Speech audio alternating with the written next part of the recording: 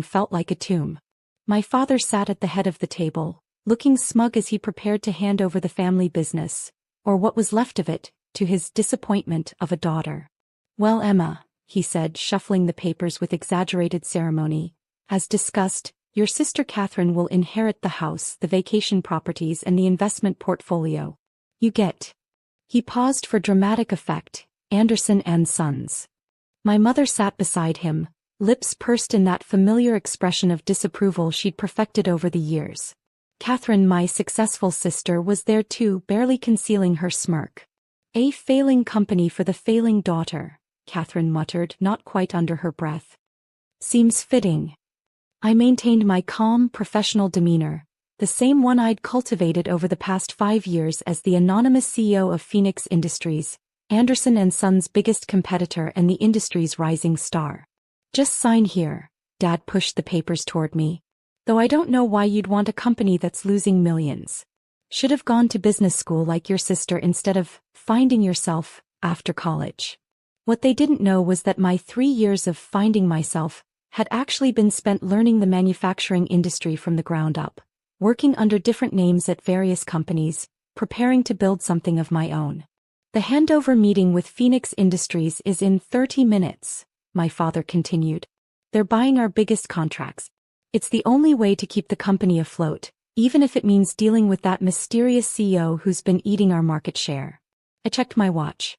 "Actually, Phoenix's CEO should be here any minute." "You haven't met them either?" Catherine asked, suddenly interested. "Nobody seems to know who runs Phoenix. They're so secretive." Right on cue, my phone buzzed. A text from Marcus, my COO. "Team's in position. Ready when you are, boss." "Before we proceed," I said, standing up, "I should mention that I've already reviewed these contracts with my lawyer." "Your lawyer?" Mom scoffed. "Since when do you have a lawyer?" The conference room door opened and my executive team filed in, all 5 of them, dressed impeccably in designer suits. Marcus led the group, carrying a sleek briefcase bearing the Phoenix Industries logo. "Mrs. Anderson," Marcus said smoothly, "I believe you're sitting in my CEO's chair." The confusion on my family's faces was priceless. Mom actually stood up, automatically deferring to what she assumed was Phoenix's leadership team. "I don't understand," my father frowned. "We're supposed to meet Phoenix's CEO."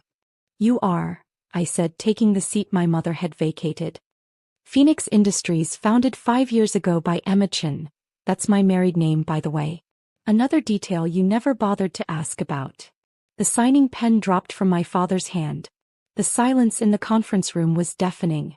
Catherine's smirk had vanished, replaced by open-mouthed shock. My mother had sunk back into her chair, clutching her designer handbag like a lifeline.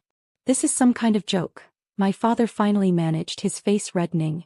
"Phoenix Industries is a $500 million company. You can't." "Actually," Marcus interjected, opening his briefcase, "Phoenix Industries' current valuation is $780 million after our last funding round. And yes, Emma owns 67% of the shares." He distributed folders containing Phoenix's financial statements, market analysis and acquisition proposals. My family stared at the documents as if they were written in alien hieroglyphics. "While you were busy writing me off as a failure," I said calmly, "I was building the company that's been systematically outperforming Anderson and Sons in every market sector." Catherine grabbed one of the folders, her hands shaking slightly as she flipped through the pages. "The Morrison contract, the Johnson deal, the Asian expansion, that was all you." "Every single one," I confirmed. "Remember last Christmas when you mocked me for missing family dinner because of work commitments? I was in Singapore closing a $50 million deal."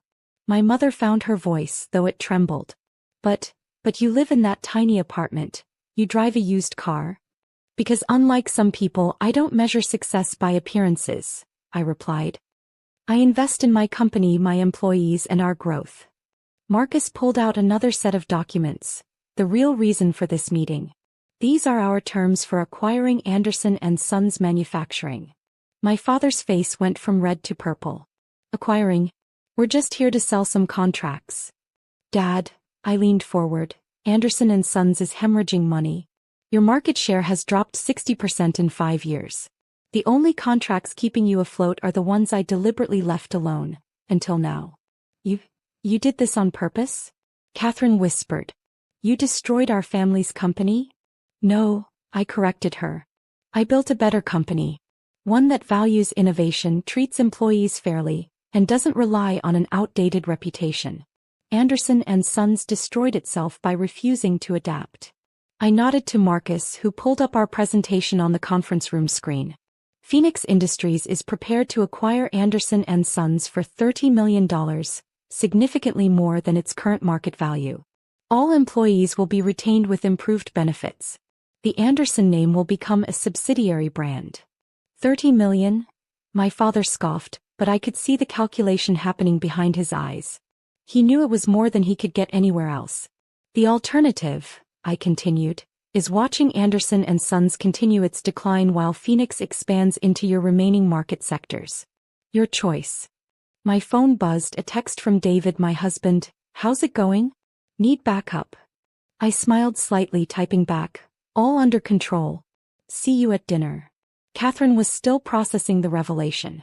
All those times you came to family events in department store clothes, listening to us brag about our achievements. I was gathering market intelligence, I finished for her. Amazing what people will say around someone they think is a failure. My mother suddenly straightened, her social conditioning kicking in. Well, darling, we always knew you had potential. And now you're so successful. Don't, I cut her off. Don't pretend you believed in me all along. We all know that's not true. The next few moments would change everything. I pulled out one final folder, the thickest one, and placed it on the table.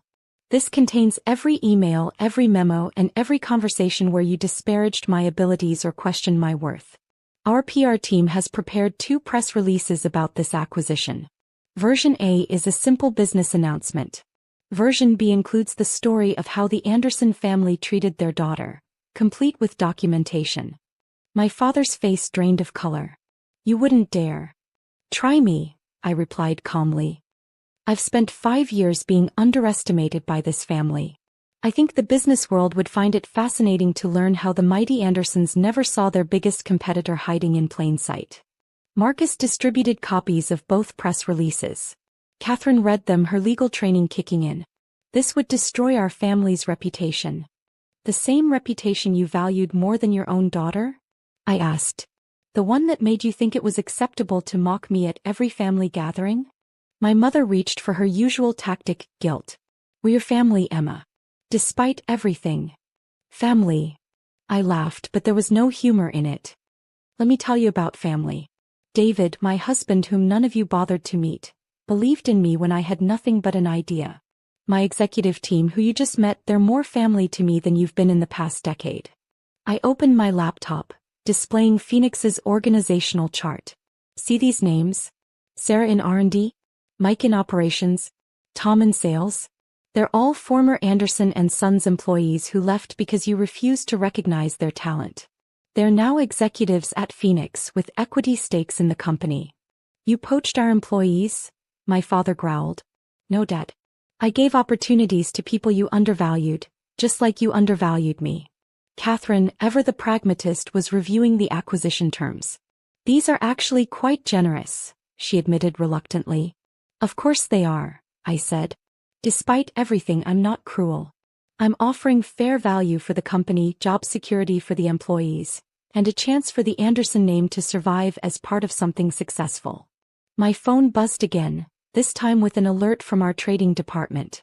Anderson and Sons stock had started dropping as rumors of the acquisition spread. You have 30 minutes to decide, I announced, standing up. My team will wait here. I have a lunch meeting with the governor about Phoenix's new tech training initiative. The governor?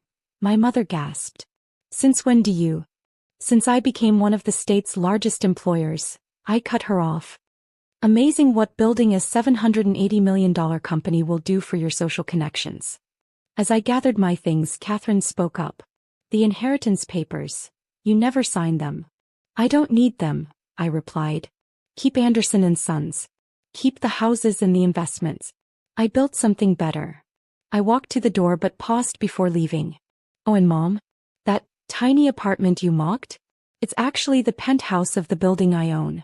The used car is a custom Tesla with a waiting list of 2 years. I just never felt the need to show off. The next few hours were a blur of activity. My parents, realizing they had no choice, signed the acquisition papers. Catherine, the star lawyer, couldn't find a single loophole to exploit. By evening, Phoenix Industries' acquisition of Anderson & Sons was official. I chose press release A, the simple business announcement. Not out of kindness but because success was revenge enough. That night at home with David, I finally allowed myself to process everything. "How does it feel?" he asked, pouring us both a glass of champagne. "Honestly, not as satisfying as I thought it would be," I admitted. "I spent years planning this moment, but now you realize you outgrew their approval a long time ago," he finished. "Exactly." I smiled, looking out over the city from our penthouse. Phoenix is expanding into Europe next month. We're launching our tech education foundation. We're changing lives. That means more than any revenge. My phone buzzed one last time, a text from Catherine. "I never knew. I'm sorry." I left it unanswered. Some bridges, once burned, aren't worth rebuilding. The next morning, I walked into Phoenix's headquarters, greeted by the team that had become my real family. On every screen, news headlines announced the acquisition. Analysts praised the strategic brilliance of Phoenix Industries' mysterious CEO. Marcus met me at my office. "The Anderson & Sons transition team is ready. What's our first move?" I smiled, pulling up our strategic plan. "Let's show them how a failing daughter runs a company." Because sometimes the best revenge isn't in the big reveal or the dramatic takedown. It's in building